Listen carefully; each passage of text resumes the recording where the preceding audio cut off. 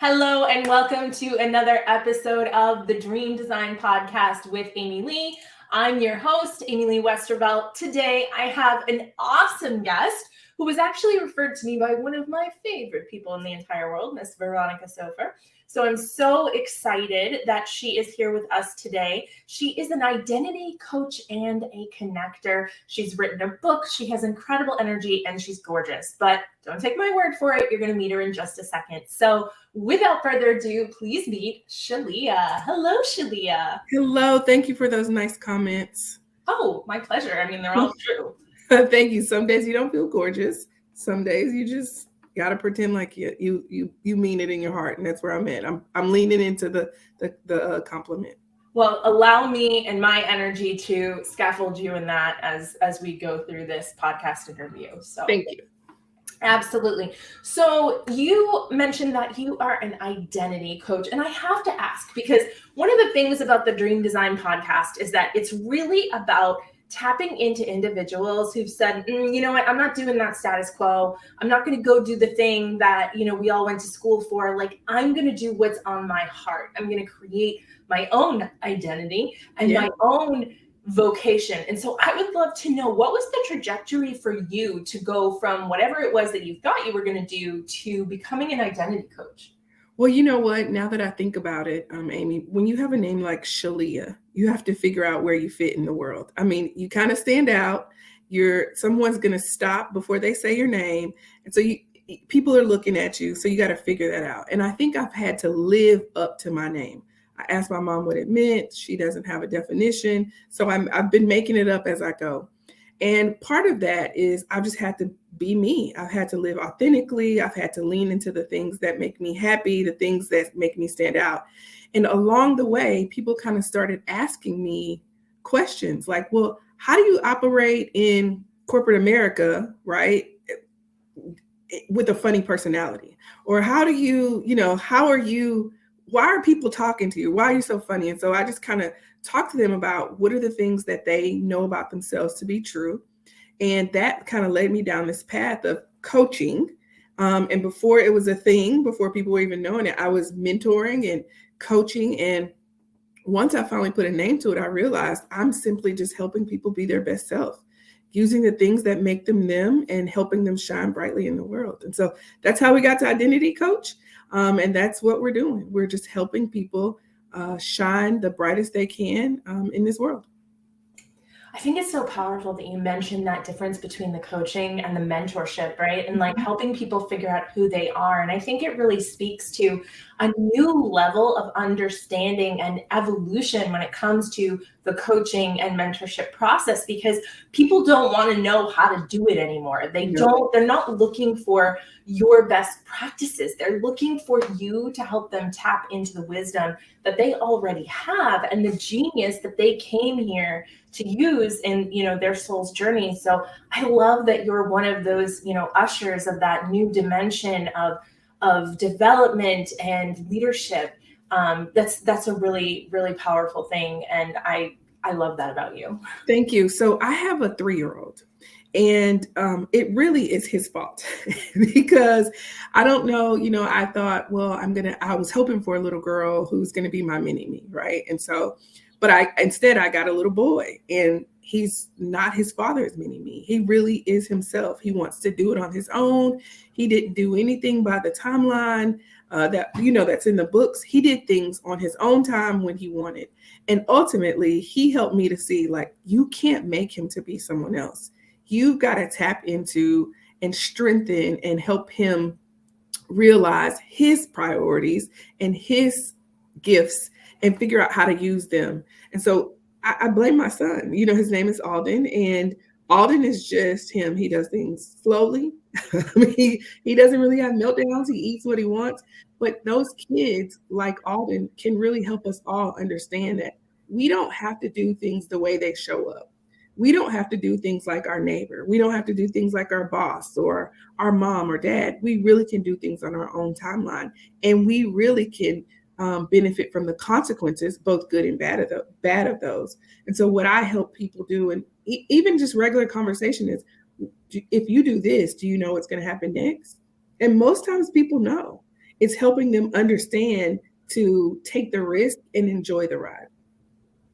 And that's really what it's all about, isn't Yeah. it? It's about the ride. People have this Absolutely. illusion that it's about whatever is on the end of the ride, but the ride is actually what it's all about. It's about Mhm. looking out the window on the way to the destination and having those experiences. And I think a lot of people forget that. And I think a lot of society is designed to make you forget that, right? Like you don't have time to slow down and look at what's going on because you've got to amass this much money and you've got to, I always talk about what's his name, Bezos, and how he Yeah. is building a penis rocket to the moon. Like there, where do you draw the line? Right. And when you're constantly pushing forward for some arbitrary goal, it's like you turn around and you're like, where was my life? Like Mhm. where was all the things in between? And you're like, well, I'm gonna enjoy that when I get to a point where I feel like I've done enough. And then you turn around and your life's over and you're like, Yeah. I never felt it. There's been another point and another point and another point. So the ride is really what you said. It's the journey. The journey is where the joy is. The journey is how you find out. You look at your knees. I'm going back to my kid example. He's already scarred up. He's got a scar on his forehead. He's got a scar on his elbow. He fell off the monkey bars. Well, he's 3. He shouldn't be on them anyway. But there was some fear. And like now he's able to jump through that. Like he doesn't have that fear anymore. And so I think there's some joy right there. The anxiety's gone, the frustration's gone. Yeah, he has a scar on his forehead, but now he has a whole story to tell about it. I have a swollen lip. You probably can't even see, but one of my lips is swollen. I tripped over a suitcase after like two days of like nonstop partying. My family came home and I tripped over the suitcase. I ended up in the hospital with stitches. I mean, when I put on lipstick, you can't tell. Your eyes got big, but we laughed the whole time to the hospital.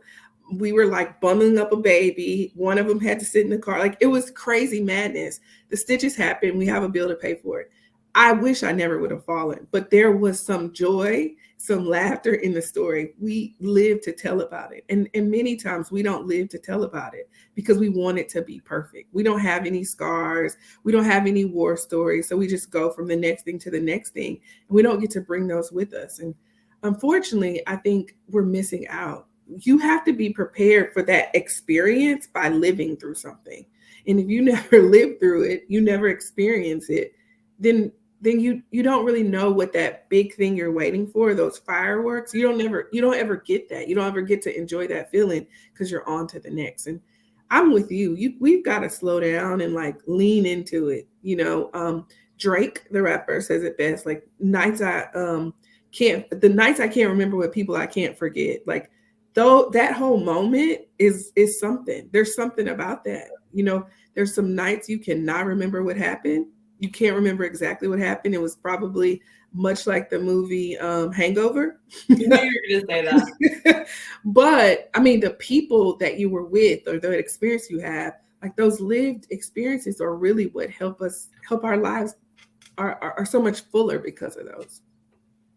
Yeah. Such a good point. And, you mentioned something a couple minutes ago about the challenges and like the things that we go through. And it's so interesting, like the frame of reference that we look at our challenges really makes a difference in how much stress they really create. So like you look at like a jigsaw puzzle, right? Like nobody ever sits there and goes, oh my God, I can't find that edge piece. It's missing. Right. Like I need to go lay down. I'm so stressed. Nobody does that. But when we look at our life and the challenges of the puzzle of our life, it suddenly becomes this crisis. And it's like, where do we assign or why do we assign a different level of angst and stress and worry to that kind of puzzle when essentially, by and large, it's the same? I mean, barring anything that's life-threatening. But if it's something like, how am I going to pay this bill? Or how am I going to deal with this? Or how am I going to make this happen? 99 times out of 100, that puzzle piece is just under the table, or it got stuck under another one, They might be connected together already. Yeah. Like when you have a puzzle and it's not well made and it's just like die cut and the piece fits, but it doesn't fit, and you're just like, how dare you? You're so mad. You gotta like peel off that little wooden part. I mean, that little paper part. I can't stand it. The picture doesn't go together, but like all of the there's 25 pieces that fit that, and you're just like, why? Yeah. So I'm a rule breaker. Actually, I have this Oh my. when I interview for jobs, right? Well, interview others for jobs. I have a question that I always ask. Are you a rule breaker or a rule follower? And people always look at me like, they get questioned, they kind of wonder, they pause. And I think they're looking to me to tell them there's a right or wrong answer. And there's not. I am a rule breaker. I just don't believe in them. In fact, there's a whole chapter in the book called The Rules Are Fake. And it's simply because they are. Like, the rules are fake, Amy. Don't believe it. You don't have to cut all your lights off. You don't. You can leave them on and you can sleep with them on. You don't have to have pumpkins out in front of your house because it's the fall. You do not have to do that. You can, in fact, put up your Christmas tree whenever the hell you want. I mean, there are no rules of life. We've created these rules and we're following them. And I think that is causing our life so much more frustration than we need. I was working at this job and they told me that I had to clock in. Like, I had to go to the clock and like clock in. Well, I'm the kind of person that rolls out of the bed. If you tell me I have to be there at 8, I'm there at 7:59. You're not going to get any extra time from me. So for me to run by a clock, not going to work. That you're taking my time up if you wanted me to be in a certain place. And they kept telling me over and over, you must, this is a rule. This is what you do. Well, I never clocked in. Okay. I still got paid. So if I didn't clock in and I still got paid, that means your rule didn't work. Ultimately, the rules are fake. I mean, that's an extreme example, but there are so many things that we have put in place of our life that we've created as rules. And if we don't meet them now, like you said, we're crawling back in bed and we're sad and we're frustrated. Right. You don't have to meet the boy or the girl and have the baby and then, get married, then have the baby. You don't have to do it in that order. You can do it whatever order you want. You can do it whatever you want. You can decide, I don't want to have the kids, but there's these rules that we've created and they come from us being on social. They come from us watching the Kardashians on TV, following this rocket. Well, in the pandemic, like, everybody was like, you need to wear a mask. You need to wear, I'm like, I'm not wearing a damn mask. I'm not wearing one. I don't want to wear a mask. You can wear a mask and I'll stay away from you if you want me to stay away, but I'm not doing that. And for 2 years, I never wore a mask. I never did. Yeah. And I don't think I killed anybody. I didn't ever get COVID, so I don't think I did. But I think what you're saying is true. Like there's so much pressure to do things in a certain way. And it's like, you do you. Because if you just said it. Do you. If you don't do you, then you're not you. And if you're not you, then you are withholding the U-shaped hole that you were here to be. That's exactly right. Like, you have everything you need and it fits in that, going back to the jigsaw, your piece fits in this larger puzzle. So if you're not being you, someone is looking for that puzzle piece and you're not the right shape. Right. And so now the puzzle is empty because you were deciding to be something else. Exactly. And that's simply how I've had to start living my life. Like, I'm just me. I can't be something else. I can't change. Although, I have these kind of roles I'm supposed to play, right? I have a mom assignment, a wife assignment. I have these roles, a daughter assignment, but I don't have to be whatever someone thinks that role is. I'm going to bring my best self to the table. And I promise you, I'm going to fit in this puzzle and we're going to all work together. Yeah, exactly. And like, for me, like, I'm a mom of 5 kids, right? And how old are they? They're 10 and under. So it's a wonder that I remember. So because of that, like, there's a lot of pressure to like create, like you said, like mini me, right? Like, you need to be just like I was. And I grew up very much in a kind of like, I'm going to say this delicately, but I grew up where it was kind of like, oh, you're here. Okay, great. Well, let me feed you. Let me clothe you. Let me do this. And now go do your own thing. Right. So there wasn't like a lot of like collaboration. And so there's very much like this feeling with my kids that they need to be their own people and they need to figure out that like they're whole people without me, like, hole punching a piece out of it of myself and then being like, okay, fill yourself in around all the parts that aren't just a carbon copy of me. So I've been really, really mindful about that with my own children.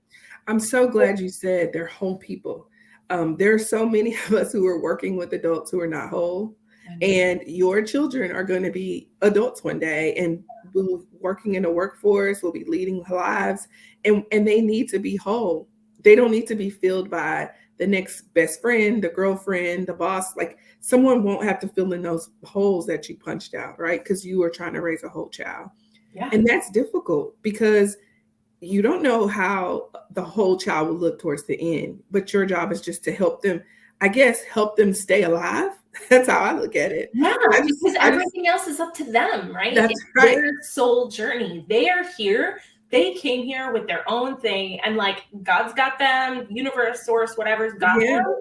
Like my little boy, he's 3, and it's interestingly enough, we just celebrated Rare Disease Day. He has a very rare disease. I don't even know how many people have it, but it's not a lot of people. Anyway, he, when he first came to, was born, I was like, oh my gosh, my son has all these problems. This is so awful. This is so awful. And then one day I was like, wait a second. He was always going to be this person. Right. He was coming here to be this person. The question wasn't, will your son have this abnormality? The question was, here's this person. Do you want to be his mom? Yeah. And that was such a mind-blowing epiphany for me. Like, he was going to be him no matter what. He's got this. He's on his own journey. And do I want to be a part of it? That's the choice I have. Can I ask you a question? What have you learned from that journey?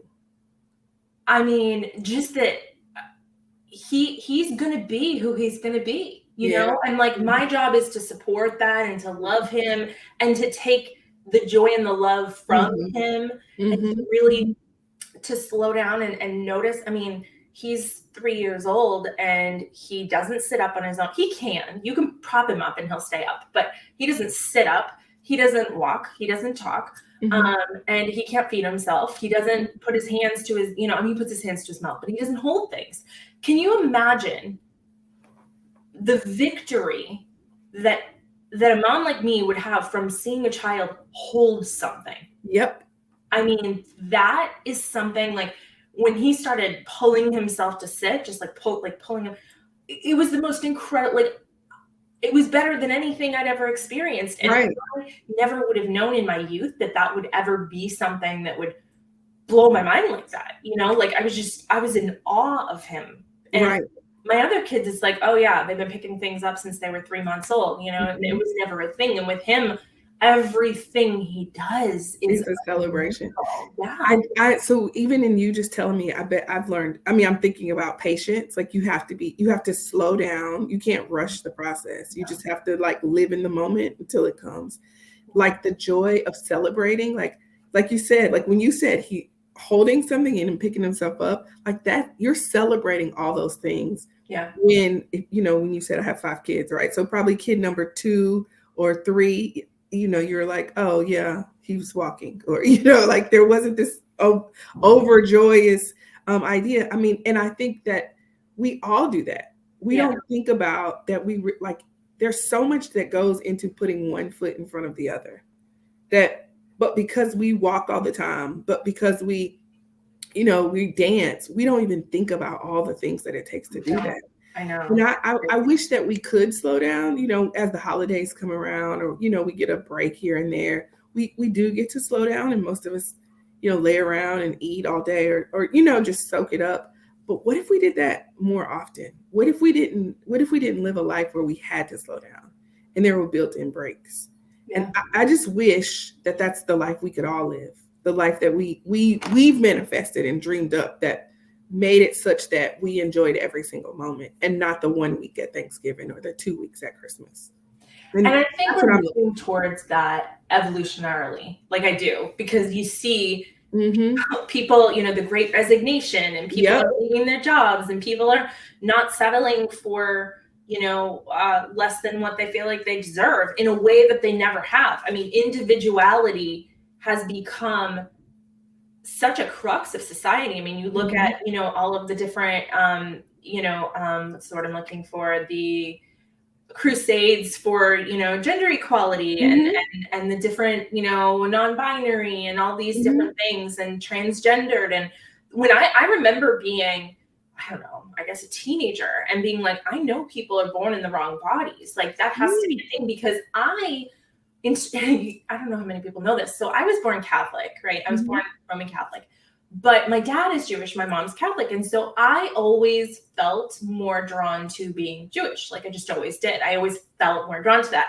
And I used to say that I felt like I was born into the wrong religion. Like so I really resonated with this idea of people who were born in the wrong body, but like people weren't talking about that. That wasn't a conversation to be had. Like, no, people like that doesn't happen. And now we have an entire faction of society that was born into the wrong body and have said, hello. Yeah. Born into the wrong body. Yeah. And we're having this conversation about this. Oh, I didn't even, I mean, I wouldn't have even thought that, but we're having this conversation where this is becoming so much, well, it's important what the individual needs. It's important what the individual requires and what's going to make them feel whole. Whereas in earlier society, I mean, go back to Rome and children weren't even considered people. That's right. Little automatons that you could use for your own, heaven forbid, pleasure. And it wasn't until the advent of Christianity when they like invented children, like the idea of no, but it's true. Like there's this whole thing about how one day, that there was this idea that like children are the future. I mean, not to quote Whitney, but like for real, Yeah, I'm laughing because again, this is not something that you don't think about on an everyday basis. Yeah. You have to like pause and really consider like at one point there was no child, right? No. And then one day there was. Yeah. And somebody was thinking about like, wait a minute, children are the future. If we don't have children, how do we have people? Like someone thought about that. But again, if you get caught up in the rigmarole of the world, it's all about like work, right? It's all about like working the land, sustaining yourself, food on the table, as opposed to enjoyment and like prosperity and like what's next. Exactly. And being able to perpetuate and kind of instill that individuality into the next generation. Like for, you with your son, like it's important that he's a whole person and that he understands like, okay, there's mom, there's dad, and then there's me, instead of like, I'm a piece of mom and a piece of dad.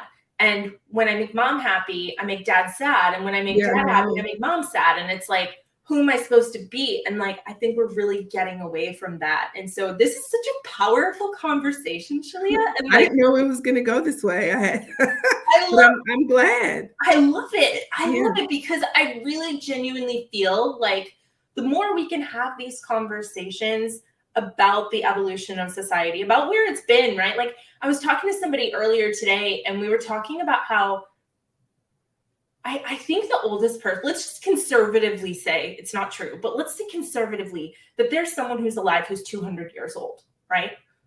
That means that anything beyond that, we really don't know what happened. We really don't.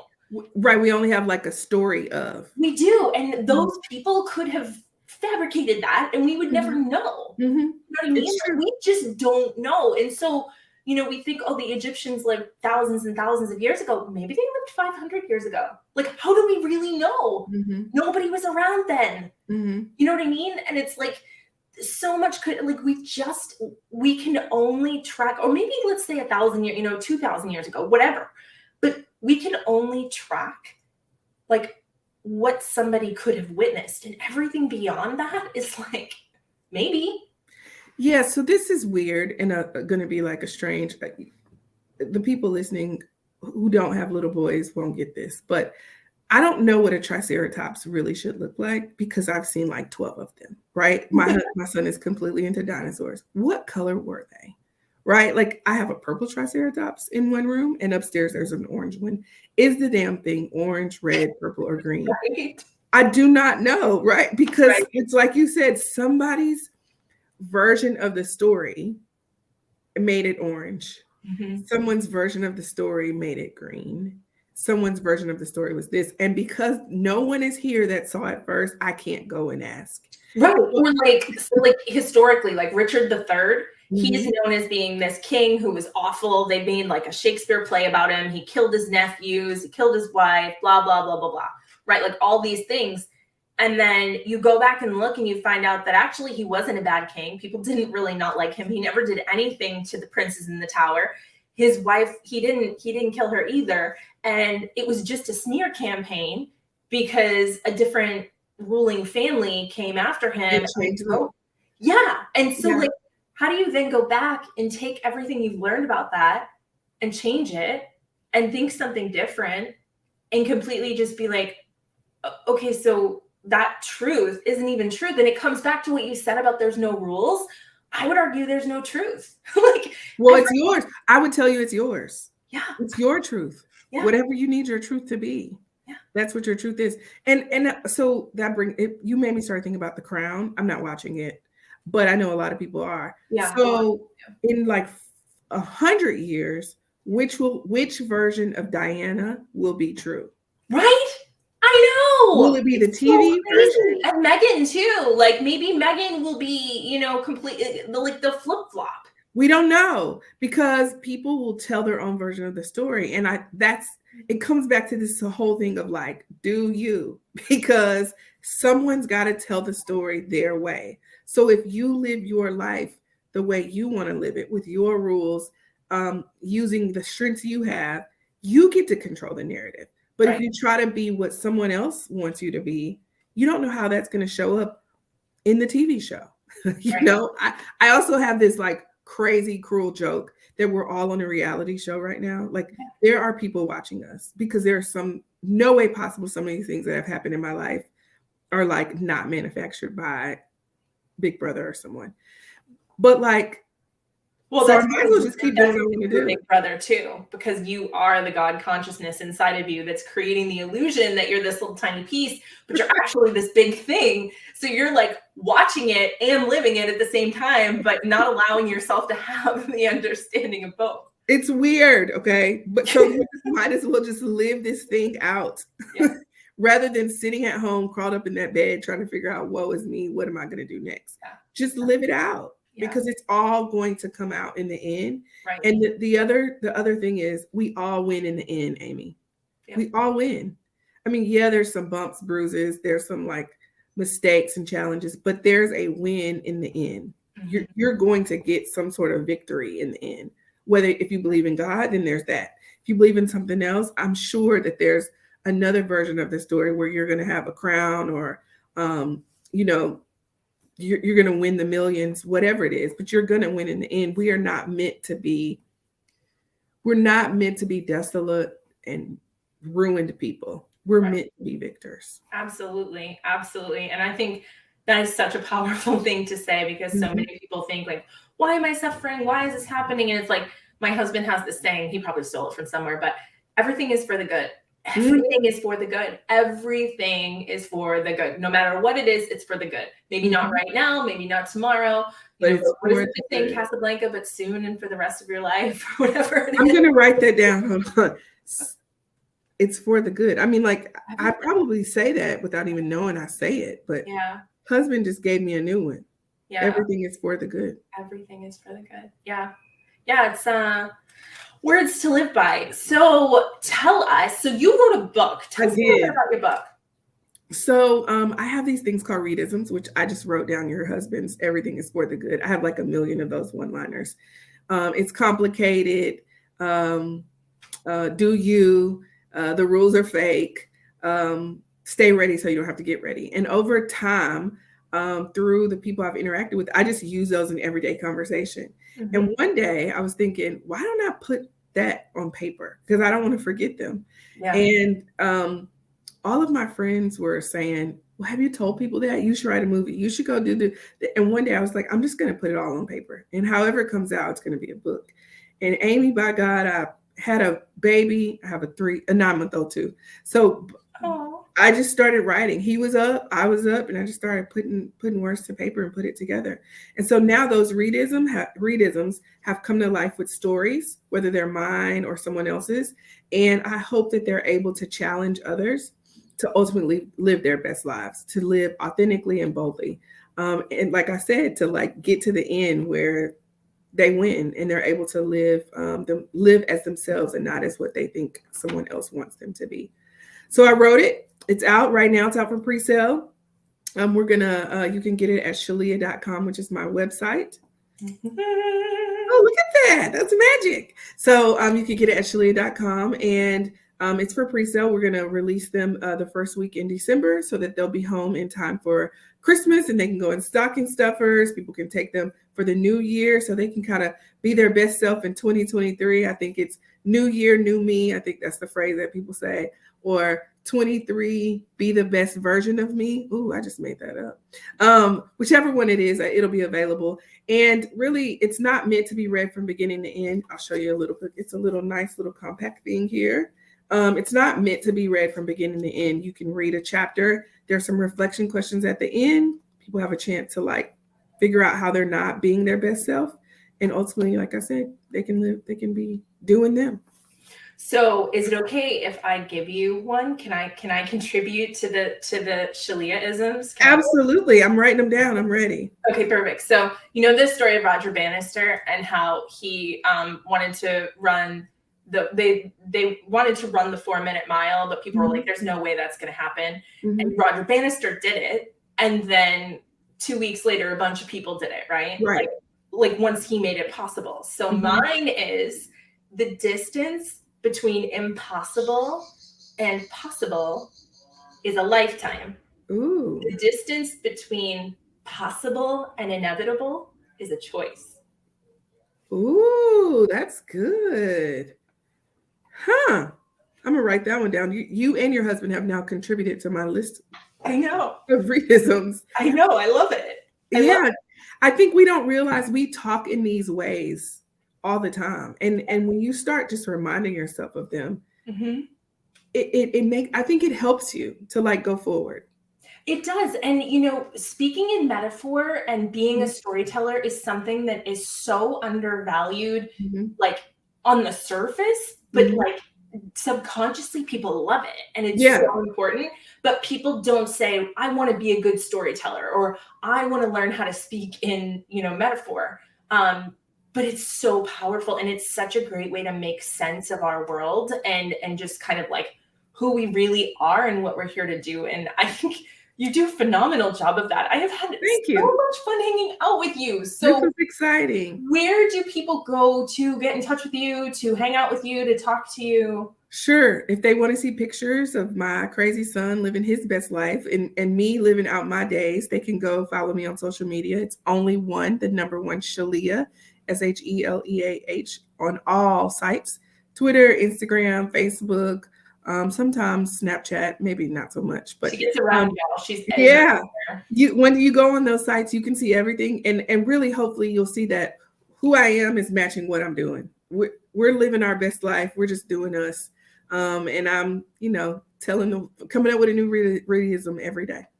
I love it. I love it so much. This has been such an invigorating conversation. I'm so grateful to have met you. You guys, isn't she amazing? I told you she'd be amazing. Anytime Veronica recommends somebody to me, I know that they're just going to blow it out of the water. So Sheleah, I'm so grateful for you coming on the show. Thank you so much. Please don't be a stranger. I won't be. You either. Yeah, absolutely. Oh, are you kidding? You're not getting rid of me now, girl. I'm sending you the book. You can read it, and now you can have all your own Reedisms right at your fingertips. Oh, I would love that. And I bet my daughter will steal it right away because she's 10 and she reads everything. And she'll be like, Mom, did you know this? She bought, just real quick, she borrowed a book of mine the other day that's called Bad Days. And it's some book that we got from Target. And she's like, Mom, it says in the book that the parents are supposed to have a smaller bedroom, even though the houses are set up for the parents to have a big one and the kids to have a small one, because you shouldn't be doing anything else but sleeping in your room.